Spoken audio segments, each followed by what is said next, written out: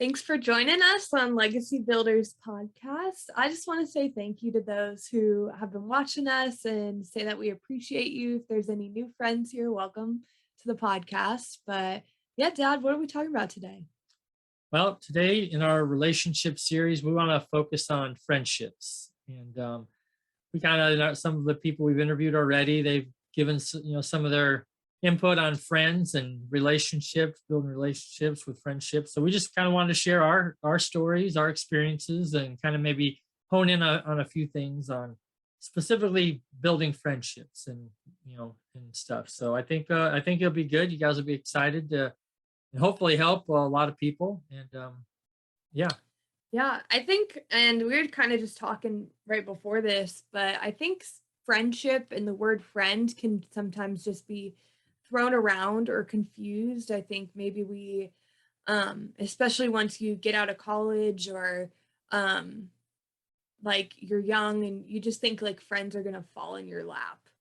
Like you're just going to, I mean, I think the older you get, and I don't know if this is true or not, like the less friends maybe you have, or like, but the deeper like relationships you have.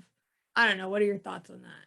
yeah, and that's what this episode's about. We're gonna cover that. You kind of threw a lot of stuff in right at that introduction. So Well, you introduced it, so I was like, I just jump right in. right. So yeah, I mean, we're going to talk about all that. I mean, I know as you and I have grown and talked about friends, and as you're going through grade school and high school and transitioning to a new city and everything, and we talked a lot about friends and building friendships. And so we just, like I said, we want to share our story, give a couple thoughts, and just kind of, by no means are we saying that we're experts and friends. We're just sharing from our perspective and what we've heard people talk about that are important to them for friendships and friends. And we just want to kind of identify, there's different levels of friendship. And we kind of want to talk about that to to find out what are we really looking for in friends. And so we're going to dive into each one of those kind of little topics. And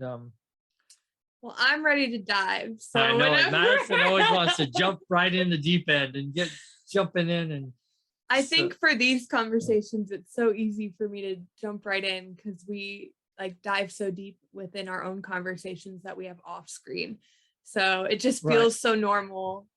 So I'm sorry, viewers, if I forget that I'm walking you through like our story and stuff like that. right, and that's where Madison and I's relationship is at. And I mean, we talk about this. This isn't new stuff, and there a lot of these things that we talk about on the podcast, and even today that we're going to talk about our friends. These are things that Madison and I, but Madison wishes that people knew. Like it took me a while to learn this stuff and identify these things and experience them for myself. And now in building legacy, I just want to impart that information onto Madison and Riley and in the next generation. And that's why we're doing this podcast. And we just want to impart this information to you guys. Again, not saying that we're right, not saying that we're better than anybody, that this is the only definitions of friendship. We're just sharing what's worked for us, and hope that it can help you in some thoughts and evaluations and overcoming some struggles, because we're going to talk about there's how friends don't last forever, and there's going to be Yeah. times where, man, I mean, you got to part ways with friends and stuff. And so we just want to share all that stuff with you guys. And yeah, like I said, Madison and I, we talk about this all the time. So we get on the podcast and like off session, we're like, we can jump right in, and get these questions, and we dive deep right away. But we need to kind of build a little bit in this podcast and help you guys give a little background to what Madison's questions really are about before we just dive into the deep end. Yeah.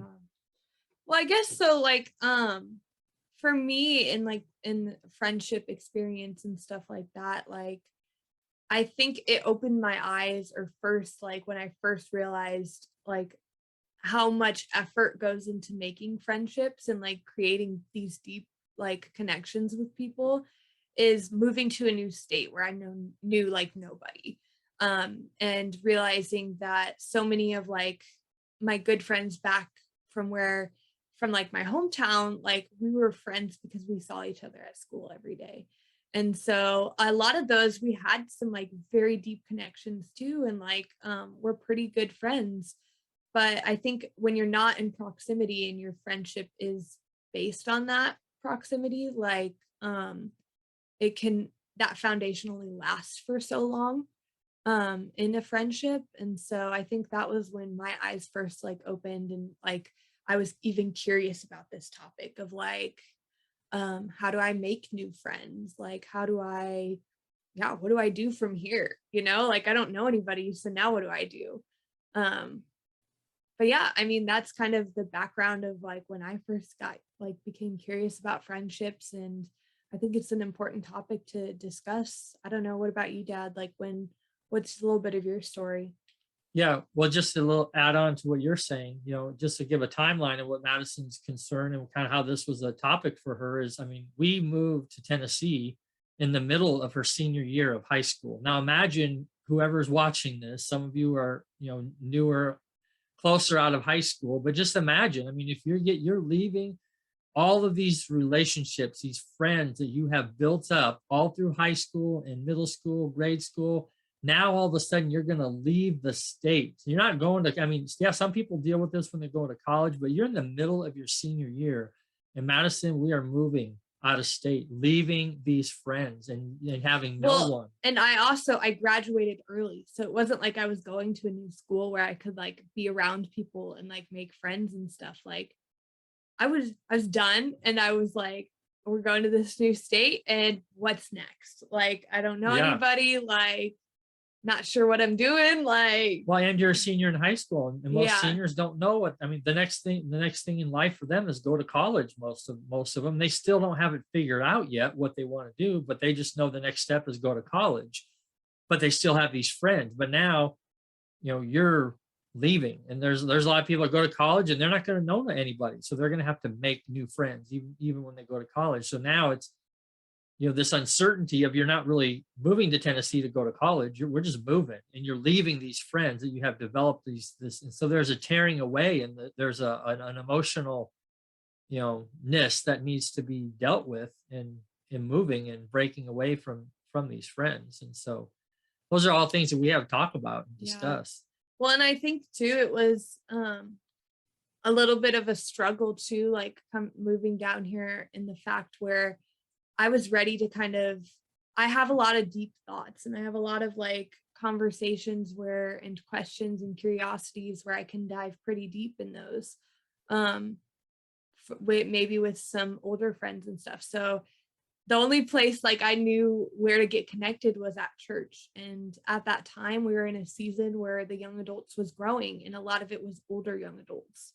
And people maybe not my age. They weren't like people just graduating and stuff like that. Um, but yeah, I mean, it can be tough. And so that's where I was like, all right, I have some questions. I have some curiosities. Like, let's talk about this topic on friendship. And so maybe you're in a season where, like me, you're like, oh my gosh, now I'm out here. I moved to a new state. I am done with college. I don't know how to make friends. We're here to talk about it on this episode. Yep, we're gonna cover all that. So, So I guess let's maybe start off, before we get into how to all the how to's and what have you. Let's kind of talk about friendship in general, like definition of friendship, kind of levels of friendship, because not all friends are equal in our sphere. Let's call it maybe not levels of friendship. Let's call it maybe circles of friendship. Like if you took a bullseye and you have a close knit of friends, but then as you go out, you've got a larger group of people that you would call friends, but they're not as close as these friends, right? And then you get another group, and yes, there's another friend. You're friendly with them. You go and you hang out, not as much as these people, and you're not as close as these people. And then you have this larger group that you're friendly with. You don't, it's not that you don't like them. You may disagree with certain things, and that doesn't necessarily constitute a friend or not a friend. But it's just the whole point is you have not maybe levels, but I don't know how to define, but just these spheres, these closeness, as you get into this bullseye.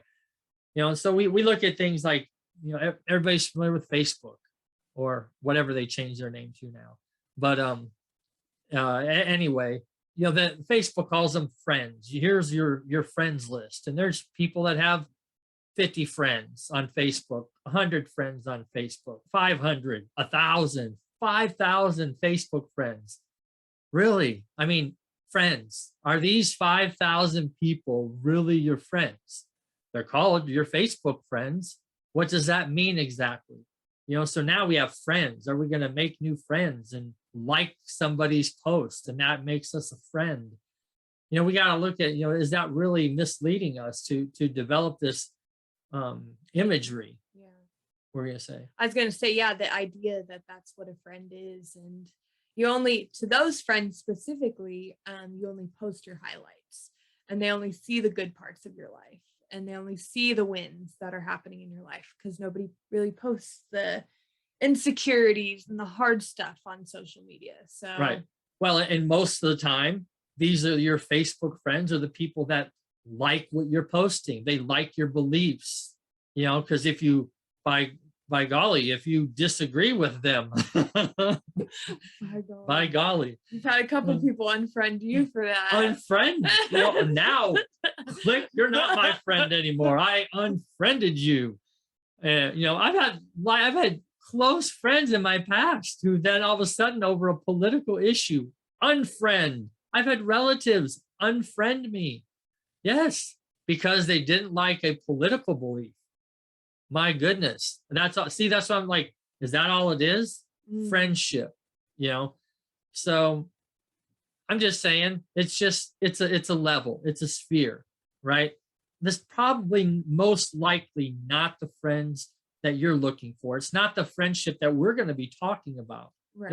We're not looking to grow. I mean, if I wanted to grow my Facebook friends list, I could grow my Facebook friends list. That's not very hard to do.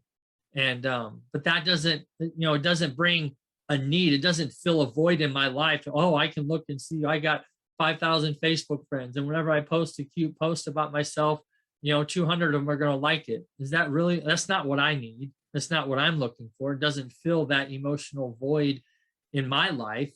But so now we got to go to the, I just that's not the friendship we're talking that's about. not the friendship, but we just wanted to address that because that, that is a kind of a misnomer. That's kind of why I like Instagram a little better, because they call you followers, and that's pretty much more of they follow what you do. They follow what you do, right? Yeah. And that's more of an accurate. They like to see what you're up to, right? Yeah. And so even in the closer sphere, and maybe it's outside of Facebook, I mean, you're still going to hang around people, whether it be a church or an organization or work. Well, work's a little, it could be a little different because it's a little more intimate, but I'm just talking about like even society. You're going to attend these groups, organizations, you're going to hang out with these people that you meet because they agree with you.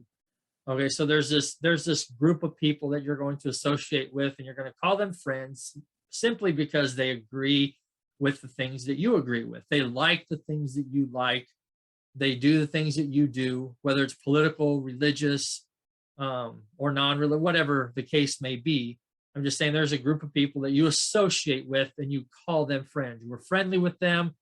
They're not enemies. You're going to get along, and you're not going to have controversy. There's not going to be conflict in your relationship with this level of people.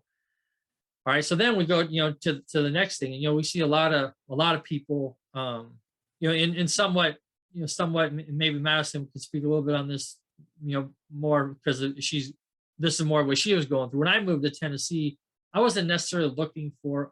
Well, you had a friend down here. I did. I had one friend down here. Yeah. You say that, but he was like a best friend. I mean, he was the best man in your wedding. Yes. So like, and you have a close friend down here. And let's make sure to bring that up later, because when we talk about that level of friendship, just because I had a friend and he was my best friend for a long time, but we hadn't talked like for years because he is busy with his life, I'm busy with my life. But then there's a level of friend that after years of not talking with each other, you get together and it's like you never missed a beat, right? And even though I was down here and he was my friend and I was even staying at his house for several months, it's not like we hung out every night. Right. Rarely did we hang out and rarely did we even talk. but we still have this closeness, and we are, it's a different level. So yes, I knew somebody, and which is the reason why I moved down here. But we still, even right now, we go to different churches. Not that I don't like his church. It's just we just go to different churches. And I didn't move down here to do everything that he does, Right. right? And Yeah. so I still needed to find a new group of people. But for me, I wasn't looking for just a place to belong. I was looking for a home. I was looking for, specifically speaking, a church, being part of a church organization. And so we have a lot of people. And right now, man, I mean, if you're looking for a good church, you're listening to this, you're in Nashville, man, City Point is booming right now. It is so booming. Yeah. And so we got lots of people coming in. And one of the biggest things that I talk to people all the time, and we're welcoming. We're rated probably one of the most friendliest churches in Nashville, I'm telling you. And we just, people are like, man, Pastor Joel would be so proud of you for saying that. Hey, there you go. If you're listening, Pastor Joel, we can. Oh man. But no, it's people are just, they're looking for a place to belong. Mhm. And they're just like, they want to make friends, and they will make friends. But most importantly, again, now we're closing this wide gap of just friendliness to now a smaller group of associations, more Mhm. common associations, friends. So these are people, you don't want to be alone. You want to find somewhere where you can fit in, Right. somewhere where you can belong, somewhere that you have, there's room for you, that you feel a part of something going on. And that's, where a lot of people find that in a church, or even now you have a job. Mhm. Let's get out of a church environment, but you have a job, and you're working at your job, and there's groups of people who you're going to gravitate around, and you're going to start to, you're automatically fit in because you're hired there. So people have to work with you. Doesn't mean you have to like everybody, but there's a belonging, and you're working, there's a work environment. So now you get to know a certain group of people, and you'll kind of get closer with a few of those people in work, but just like in this church environment, Right. if you will. So now there's all of these people, and you fit in. People are friendly, more friendly than the bigger group. Yeah. You have more You of a serve personal. together, you talk with each other. Yep. It's still pretty, I would say, proximity based. Like Yeah. you have to be in the same room to like connect and be friends. You attend the same service maybe, or you serve together on kids team, like Yeah. all those kinds of friends. The friends that you see there on a Sunday, the friends you see at work and that you gravitate towards. That'd be the next kind of circle. Yeah. So you got your work friends, your Or in a association high school friends. setting. High school setting. You see Like, them every day in class. Yes. Right. So there's certain people in a high school setting that you gravitate towards, or and that these are your closer friends. These are who you see. Even in every class setting could be different. Like you have a couple friends in this class setting, but once you leave that, you don't hang out with them outside of high school or school. It's just a class, kind of, you're friends with them, you talk with them type thing. Yep. Yeah, that's another great point. Yeah. So now that you're in this class, you're in this church, you're in this work environment. So now these are people you see on a daily, weekly basis, right? Mm-hmm. And so now it's like, okay, now, like you said, you gravitate towards a smaller group of these people. So you're going to gravitate in the sphere. So now these are going to be close friends. Let's call them close friends. Mm-hmm. So you got close work friends. You got a handful over here at work. You have a handful over here at church. You have a handful at school, right? So in the class, or you play sports. So now you're starting to, you're getting a smaller group of people that you see all these other, hey, how's it going? Yeah, we're friends. We belong to the same thing. We're working the same. Hey, how's it going? You're nice to them. We get along. There's no controversy, right? It's just, hey, what's going on? But then there's a smaller group at work, at church, at the school, at the organization you're involved in, neighborhood. Maybe it's in your neighborhood. Yeah. These are the people that you hang out with. Yeah, you You start hanging start out to with. hang out with. You go to lunches together maybe, Yeah, or and you ultimately, yeah, guys that's what all ends go up. to the movies Yeah, together, or like stuff like that. you actually get their phone number. You know, Yeah, now, I you mean, these are the people now in or your Snapchat for the young or ones. Snapchat. Yeah. So you have a contact. It's just not a, hey, what's up? I mean, you're actually having dialogue. You talk to them outside of work, outside of church. So now you're having conversation outside of this sphere. So now these are your close friends, right? And then you're going to have like your core friends. So you got close friends, and then you're going to have these core friends. I don't know. In my Where opinion, even like your group of friends, you all hang out. There's a group of 10 of you, but maybe like two or three of them you're really close with. right, Like you guys could spend like a whole day together, or you guys like have had deeper conversations or stuff like that. right. Yeah. I was one of my friends. He would always and actually I don't know. He'll be on one of these episodes here. I had an interview with him, Steve. He'd always tell me I need to have at least 6 good friends, because that's how many people it takes to carry your casket down the aisle. And no, he would always joke about that. But no, these are your I don't know, like if you plan to live a long time, I don't know that those friends can carry it at that age. yeah, that's true. Yeah. Oh man. Okay, keep going. Yeah. But okay, so these are the small group of people, and these are the people that you're going to start, when you go outside of these organizations, you're going to spend time outside. You're going to actually invite them to your house. They're going to spend time at your house around your family. They're going to get to know personal things about you. And there's going to be this start to get this dialogue where, there's going to be start to have deeper conversations. You're going to be vulnerable with these people. There's at these different levels. There's a vulnerability that you're willing to open up. You're willing to share. Go to church and everybody puts on their happy face. Hey, yeah, nothing's bothering me. Sure, everybody's got things that we're dealing with. It's the people like when they're like, "Hey, how's everything going?" You can actually tell them. However, you're not just like, Right. "Oh, my week was good." Yeah, oh, it was good. Hey, Everything's yeah, going good. Yep. Like, you could go past that answer. Right. And intentionally, go past that answer. And because that's what you're looking for. That's what we believe people are really looking for, this solid group of 3 to maybe 10 friends that you have in your life.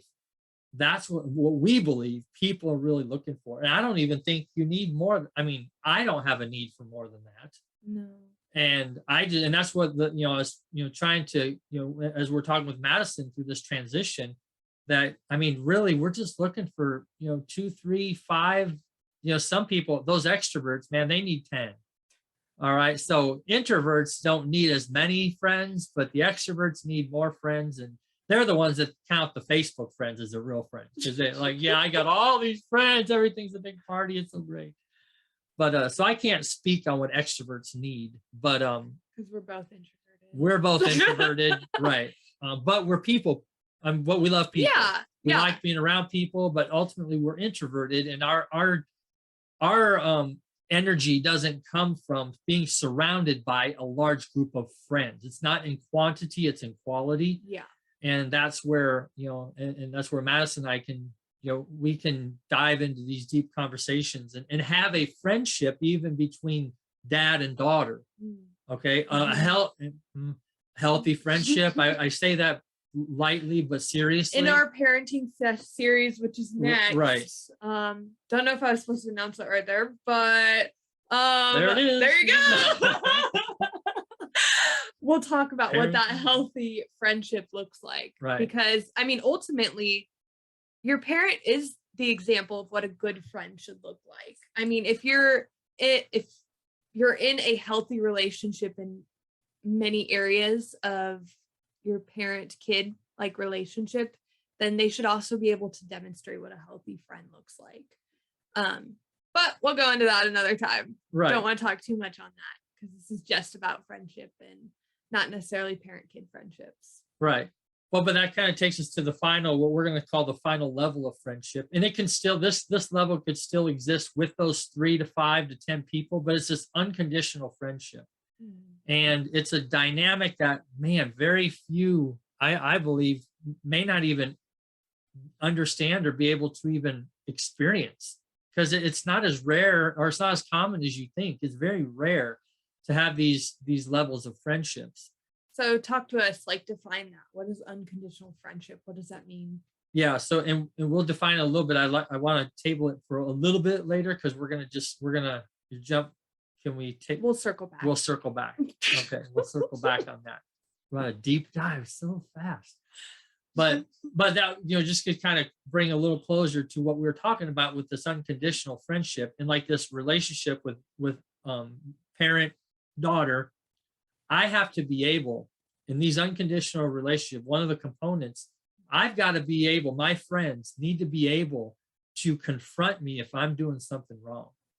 There has to be opportunity and be allowed to have some conflict for the betterment of me. I mean, if I got something in my tooth and I'm going to the restaurant and my friend doesn't tell me, hey, you got something in your tooth, you might want to get that out, or I got a booger in my nose, or something on my shirt, I would hope that my friend would come and, hey, and it's awkward. It's awkward. You don't tell. You sitting there staring at people and they got something, like, well, just tell them. Why can't you tell them? I don't want them to not like me. See? So there's this element of, there's this element of friendship where, you know what, I might need to have a conversation and you might not like me, but I'm telling you it because I love you, because I care about you. And I feel you need to know this. Somebody's got to have your blind spot. Somebody's got to have your back and be able to tell you some things that you might not want to hear, and will love you anyway, in spite of whether you do it or not. And that's where a lot of times the kids in the relationship, in the healthy relationship, dad, in developing this friendship with my daughter, I sometimes have to put dad hat on. And sometimes daughter may not like dad hat. And there's a risk in dividing that or breaking down that relationship if it's not communicated the right way, if it's not received the right way. There's that risk of, well, they're not going to talk to me anymore, and it's going to ruin the relationship. So why mess with it? But that's why this is like a also more of a core, like this is the closer knit, like this takes time to develop, like this kind of friendship, this kind of healthy friendship, right? To like right off the bat, you're not gonna, if somebody's doing something wrong, no, like you have to build trust. There's like a process to it. It's different with the levels and where you're at in that friendship and relationship. Yeah, absolutely. And so before we kind of, because that's where we want to spend the rest of our time, a good part of the time, talking about that level of friendship. But before we do that, there's a couple things that we want to address, and let's call it seasons of friendship. Okay. Mm-hmm. Not everybody that you're friends with today, even in this close group of people, you might not spend the rest of your life with this core group of people. You might develop a good core group of people, and a job transfer happens. We moved to Tennessee. I mean, I have a new set of core people. I still have friends that live back in Nebraska that I'm close with. Yeah. Some of these unconditional friendships. Yeah, these unconditional friendships, I hold on to those.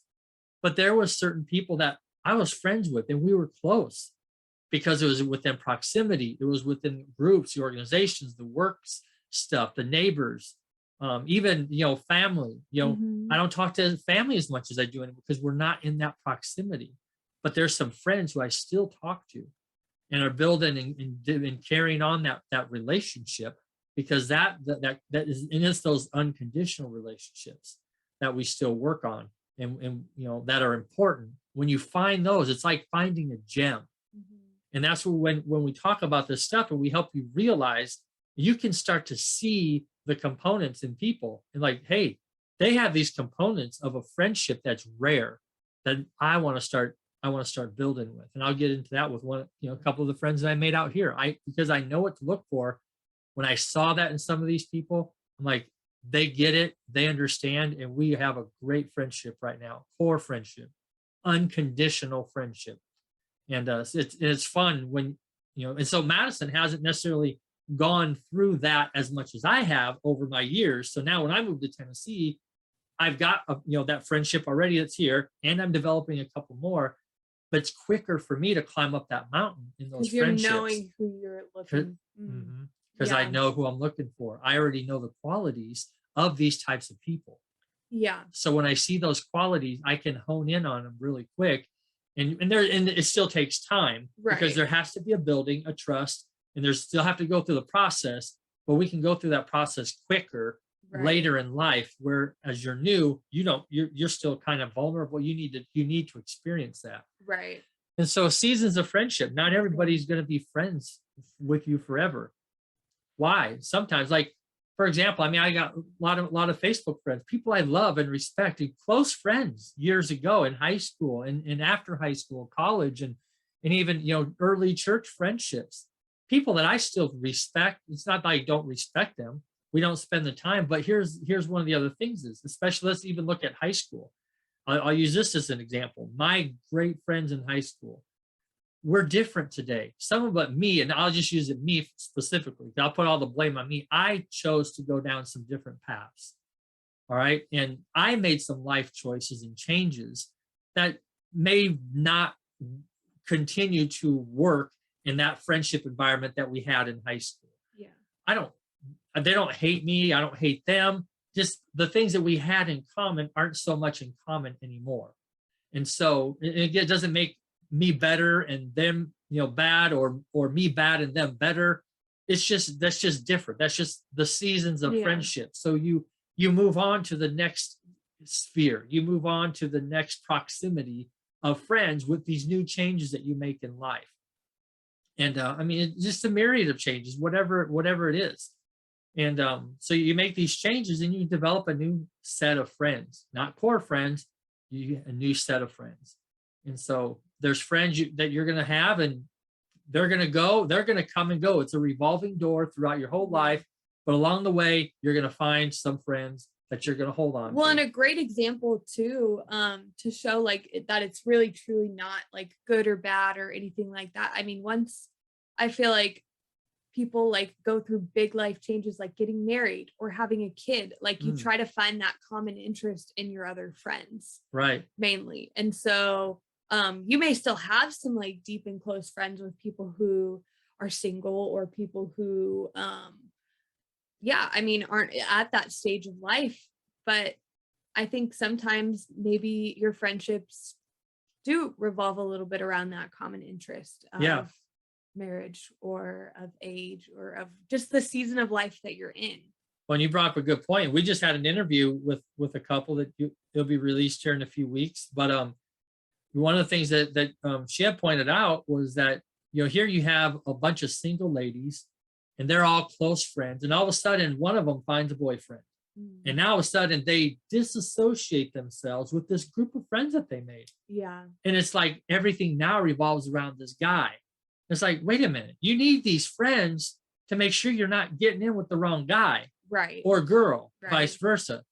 Guys spend all this time around the girl and they forget the rest of their life. They're all ooh ah over the guy or the girl, and you totally lose focus. No, you need these friends to help make sure you're not getting set up for failure.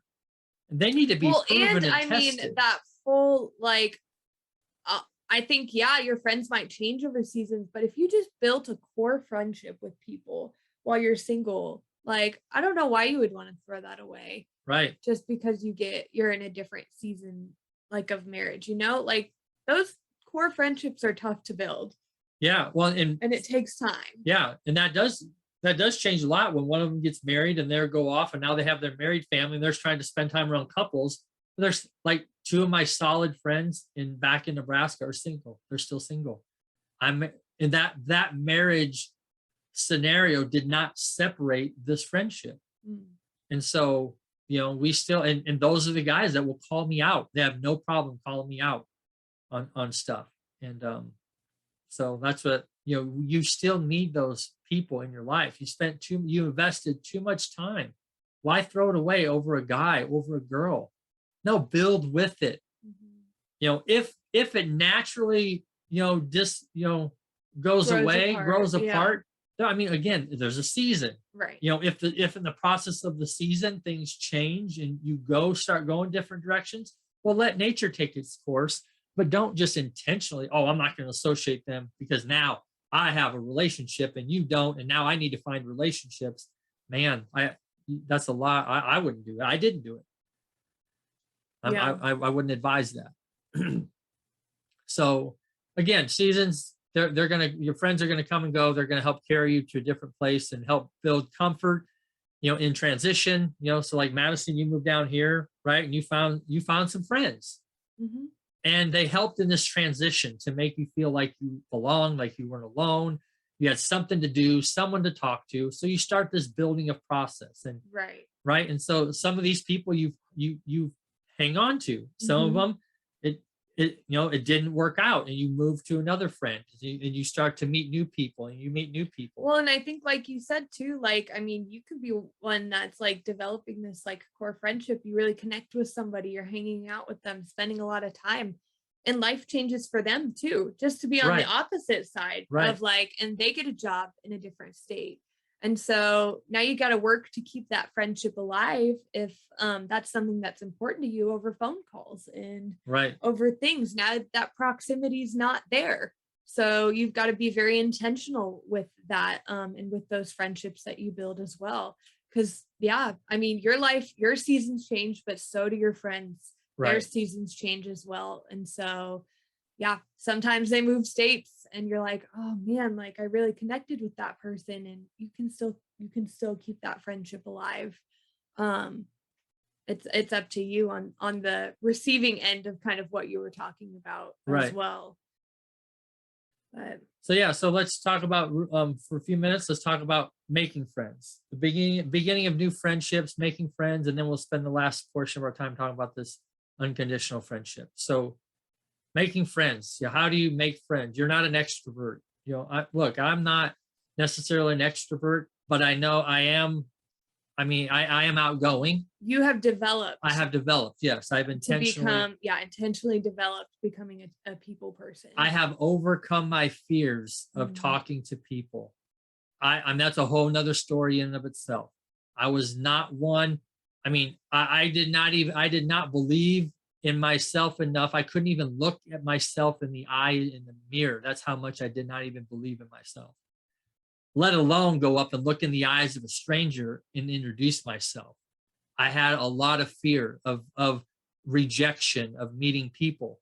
And so that's a real fear, guys, gals. It's a real, girls, boys, it's a real fear that people have. So I'm not Yeah. diminishing it. I know, I feel it. I felt it. There's the extroverts. They just are always bubbly, and they seem like they can, but no, but I had a legit fear I had to overcome, and in meeting people, Yeah. and I had some people, reach out and help me out, and taught me how to make new friends and how to meet people. There's, I mean, a lot of good books that I've read. Just, I mean, a lot of good books. How to Win Friends and Influence People. Hey, that's a great book. Skill with People, another fabulous book. Just those two books alone will change your life if you want to learn how to build relationships. And I've taught Madison, I've helped her overcome that fear early on, where I would, we go to a restaurant, for example, and we would need some ketchup at the table. So instead of waiting for the waitress to come back, I would send them to go talk to a stranger, and have them to order some stuff. Or we go somewhere, and I would just say, hey, go introduce yourself to this person. So here's simply, I mean, how do you make a friend? Hi, I'm Eric. What's your name? Madison. Madison, nice to meet Yeah. you. Yeah. That, I mean, a simple introduction right then and there. I mean, and then we'll go. I'm going to go through this. I'm going to go through this scenario because that introduction is, for the most part, easy. And I don't think most people, they just don't know where to go after that. Right.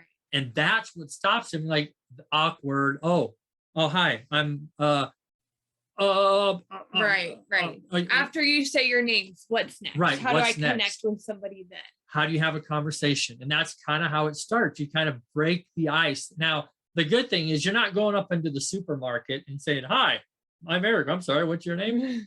And trying to make a friend at the supermarket. No, they're like, I'm sure to get eggs and go home. But like, I mean, it's also helpful to, as like an introvert and stuff, to break free from like what I love. We had an episode with Dan and Josie. They said always ask the second question, because Right. you could make a friend in a coffee shop or Sure. something like that. I mean, it's always like, instead of just being like, "Oh, hi, how are you today? Oh, I'm good. How are you? Yeah. Good." You can be like, "Oh man, like this weather out here is crazy. Like, have you been on the roads?" And like, I just in Lowe's the other day started a conversation with somebody about the weather and how they were at MTSU and where they were from. Like, so it's a very to asking that second question and going from there instead of just letting it kind of stay stagnant as an Yeah. introvert can be hard, but in a supermarket or a Lowe's setting or like somewhere else, just be friendly as well. Yeah. Like you don't, it doesn't, just because you're not trying to make friends there doesn't mean you don't have to be friendly.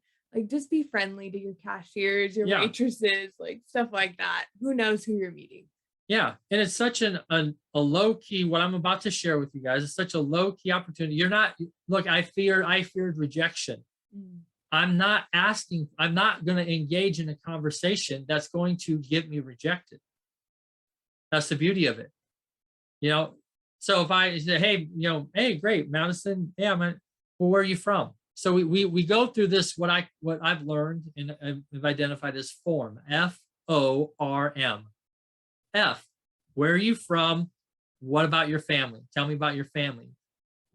So that's the F. You say, hey, where are you from? Oh, I'm from Nashville. We live in Nashville.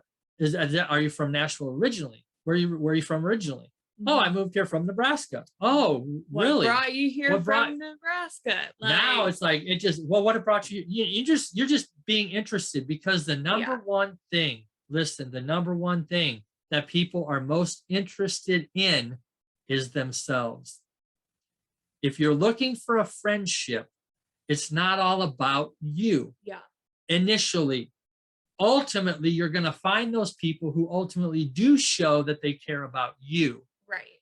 But in the initial building of friendships and finding friends, you're going to make it about them first before it ever becomes about you. Right. Okay. So when you're building friends, it's never initially about you. So you start getting them to talk. Well, where are you from originally? Really? What brought you here from Nebraska? Oh my gosh. Well, I came down here to build houses. Really? You're a home builder? Yeah. Wow. That sounds pretty interesting. Okay. So then that home builder, now that brings you into O, occupation.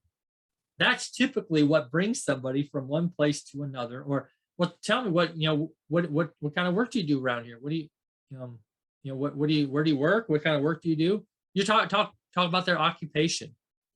And then you talk about recreation, R. What kind of stuff do you like to do for fun? When you're done working, and by the time you get to this R, and M would be just more. Hey, we need to get together sometime. More. Hey, let's continue this conversation. We're out of time. We've been talking 5-10 minutes, whatever it is. Hey, maybe we should get together sometime. Hey, do you want to get together? No, that's a rejection question, right? Hey, we should get together sometime. Hey, yeah, sounds good. I made that mistake in youth the other day. I was like, hey, do you want to go play this game? And they straight up told me no. No. And I was like, I don't know how to continue the conversation from here. So yes, when you ask yes or no questions, yeah, there's 50% chance you'll get rejected on that question. Right. But if you ask where you're from, you're not going to get rejected. Right. So now what happens is you're in this proximity. And again, most of the time it doesn't happen in a store, but I mean, some business relationships always happen in stores. And if you could get, I've met some people, I'm like, if I didn't open my mouth and at least have a conversation, some people I'm like, oh, really? You did that? And I had no idea. It's led to some business stuff. And that's pretty crazy. It's open doors. You just never know who you're not talking to. Right. And that's just another reason just to say hi to somebody. But anyway, you're usually in this proximity when you're getting into this form conversation. You're at church, you're at work, you're at, then you start talking about kids, not all in one setting, but now oh, they're married, they have 3 kids. So next time you come to work, and you have this opportunity to talk, you're like, hey, so how old are your kids? What kind of activities do they do? So now you're showing interest in them again. Mhm. Okay. They tell you where they're traveling. Like, just keep a note of Yeah. that. Like, "Oh, Yeah. hey, like, how was your trip to Florida? How was your" Yeah. Yeah, just remember, that means a lot to people. Yeah. So I mean, then ultimately you're gonna find a way. You're gonna exchange numbers of, then you're gonna have them over to the house or something. I mean, I guy we played softball together. Uh, Another friend of mine drugged me out of retirement and played some softball, and met a great guy on the softball team. Never met him before. He's new, just moved here from New York, and we just got together, and just you're just and now we're starting to develop another friendship, and it's just fun to see how it works out, and interesting, and where that's going to go. But then we had them over to the house. Ultimately it goes from this place to a more out to dinner. Let's go out to coffee. Let's get together. Hey, come on over for dinner. Let's personalize it. Then you're going to start being like, hey, you start talking about issues. Well, what do you think about this? What do you think? Then you're going to find the people that you trust with. All right. And so now, kind of in this concluding segment here, a few minutes that we have left, Yeah. let's talk about this, what people are really looking for, or and what we believe people Yeah. are really looking for. And we'll just say, this is what we are looking for. Okay. This is the level of friendship that we are looking for. And I believe I have demonstrated this. And I say, I believe I can get some of my friends on this show.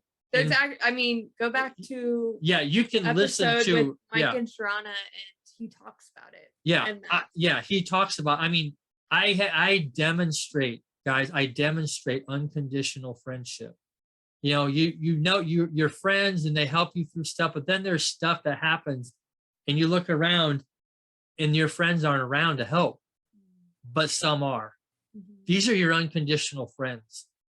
When life really blows up on you, and you look around and you thought you had friends, and then you're like, oh, here's the two that are still here. Hmm.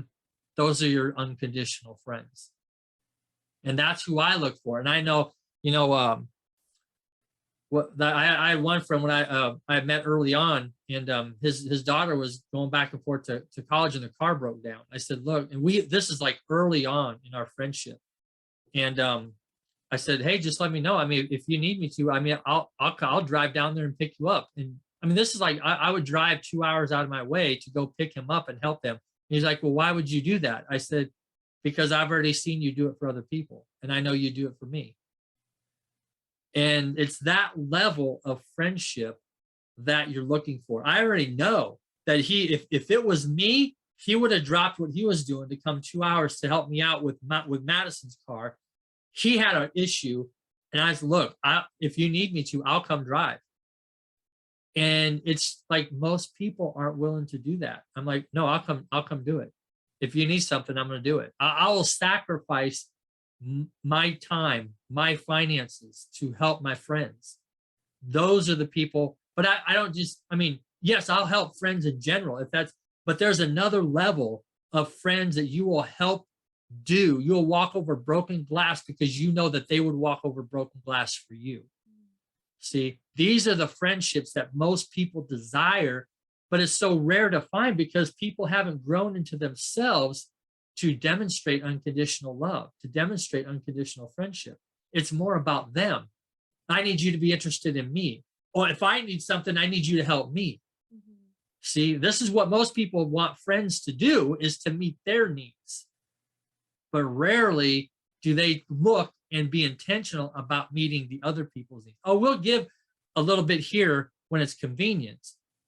And again, I'm not saying this is wrong. I'm not doing this to pat myself on the back at all. I'm not doing that. I'm trying to encourage you to take your eyes off yourself and look at these other friends who have been there for you, and start asking yourself, how can I give back to them? Start making it about them now. That's all I'm saying. Don't make it all about you. Is this friendship all about you? When was the last time you called them? When was the last time you reached out to them? Or is it always, well, nobody's called me? I can't find any friends. You don't find friends. I mean, listen to any of our podcasts that we've done, almost every one of them talk about you don't find friends, you make them.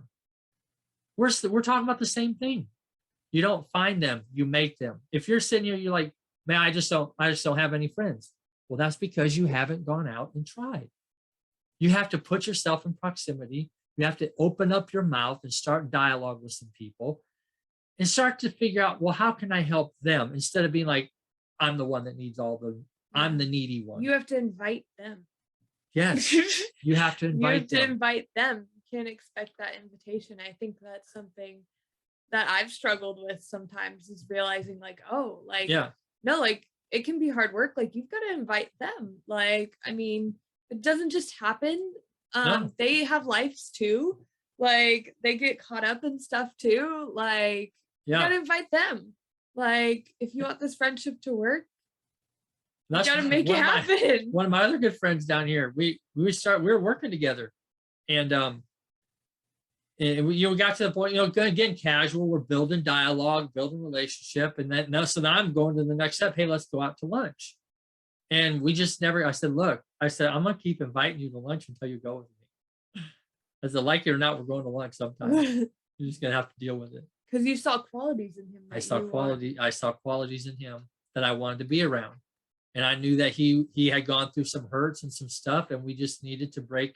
We just needed to have that breakthrough. We went to lunch, and it opened up a whole new him, and we've been developing that friendship ever since.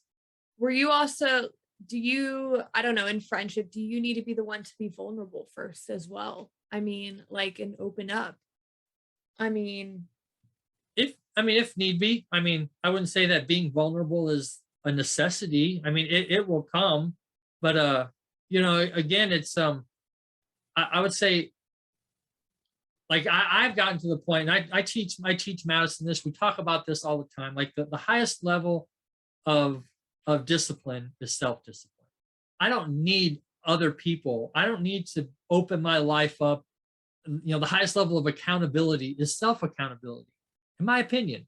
I mean, I love having the comfort of having guys around me and the qualities in them that will call me out if I'm doing something wrong, and they will challenge me, and we will have a mutual respect for that. But I'm not in a position where I need to be vulnerable. So I wouldn't say that the vulnerability part of it is a necessity right away. I don't know which one comes first. That they may have a need that they need to be like, hey, I got something, I can trust you. They might see that trust in me and be able to be vulnerable with somebody they've never been. They might be the one to step out first. yeah. I might not need to be the one to step out and be vulnerable, but it might be. I mean, there is that first, and just like the initiation of, hey, let's go to lunch. It's, oh wow, this is like, it's a next step. I mean, it's almost like, hey, we're dating. It goes from the work environment, right? The boy and the girl are in a work environment. Hey, do you want to go out sometime? Oh, now it's starting to get real, right? Oh, we're going out on a date. The same thing in friendships. I'm just being serious. Yeah. I mean, it's the same thing in friendships. When you take it from your regular environment, yeah, it becomes more real. Yeah, it becomes more real. So I mean, it's a commitment. You're like, and that's why people, oh, what if I get hurt? Oh, do I want this commitment? Do I want to build a friendship? Because my last friendship, this guy I put a lot of trust in, and he flaked out. And it impacts your other friends. I got some other friends that they had a bad experience. I mean, with another guy, like super bad. Like it wouldn't, and it affected his other friendships. And we had to have a talk about it. And we've overcome that. And he's overcome that. Really, I can't blame all my friends for what this guy did, but it had an impact on him personally, which then impacted all of his friends. And so there's that vulnerability. Like, okay, now I'm building a new friendship. If I build this vulnerability again in this level, am I going to get hurt again as a friend? Somebody could, you build this vulnerability, and then they use that information later against you. I mean, we don't want to deep dive into that. Let nature take its course. Yeah. I don't know what else to say. I know. I mean, that's loaded, but I'm just saying that's the ultimate, in my opinion. That's the ultimate. Friendship. friendship, Yeah. as I, let's say, without getting into a biblical friendship of uh one laying his life down for another. This is we'll call that the ultimate friendship, not the unconditional. There, I mean, yes, that was an unconditional friendship, but that was the ultimate. So Right. that's it. We're not there, but I believe that people are looking for a level of friendship that people can trust 100%. They see the character, and you get to that, and it's rare. And again, if you have close friends, that is awesome. I mean, that is very, very valuable too. I'm not trying to diminish that. I just wanted to at least talk about this other level that I've experienced. Me personally, people have. I mean, one of the guys that I had on here on our podcast demonstrated this unconditional friendship to me. I saw it and I felt it and I knew what that looked like now that I could demonstrate it to somebody else and multiple people. And so now we have this new level of friendship. And I just wanted to expose that and say, look, you can get there. And it's a great thing. Yeah. I think one of the things about the unconditional friendship too, like I know that you mentioned, but just to reiterate that is that like you have part of the unconditional is there's no conditions. So if you give to them completely and they never give that back, well, there's not supposed to be any conditions. Right. So, I mean, if you like help them through a hard time and like are really there for them when life gets really tough and you do some things that like you're just there for them and maybe they don't reciprocate, I mean, you're still Yeah. an unconditional friend. Yeah. There's no expectations Right. of reciprocation. But if you're doing it only for the return, like that's not really an unconditional friend then. Right. That's not you being an unconditional friend. Right. And so I just think, yeah. Yeah. Unconditional friend means no conditions. Right. And I mean, you have other friends. I mean, here's a crazy example of conditional friendship. You have a friend has a party and you give the friend a gift. They didn't send you a thank you card. Oh my gosh. And you talk about that. Well, I gave this to this person and they didn't send me a thank you card back. They didn't say, I mean, unconditional friends don't do this. Right. You know, I mean, that's. Well, and that's a whole other thing too. That's with giving, like, there's a condition to that gift that you're giving. Right. Am I against? If you buy them a coffee or buy them a lunch, are you keeping track? Are you keeping score? Right. Like if I buy you dinner this time, I expect that they're going to buy dinner next time. Or if I buy coffee this time, I expect they're going to buy my coffee next time. Like that's condition, that's tallies, that's. Yeah. It's season. I mean, everybody goes through seasons in life. I mean, a friend may be able to help in this season, but may not be able to help in the next season. Right. But they're not expecting that to be returned back to them. No, you give because that's your friend. Right. I'm helping because you're my friend. Yeah. And we all want to be able to, provide that. And again, there's people that, our friend, you're outside of your sphere, they're friends. You see them struggling. It's, hey, a one-time help or something. It's different than this friend. I mean, you're willing to go that extra mile. And that's why, I mean, you have it's just a small group, a smaller group.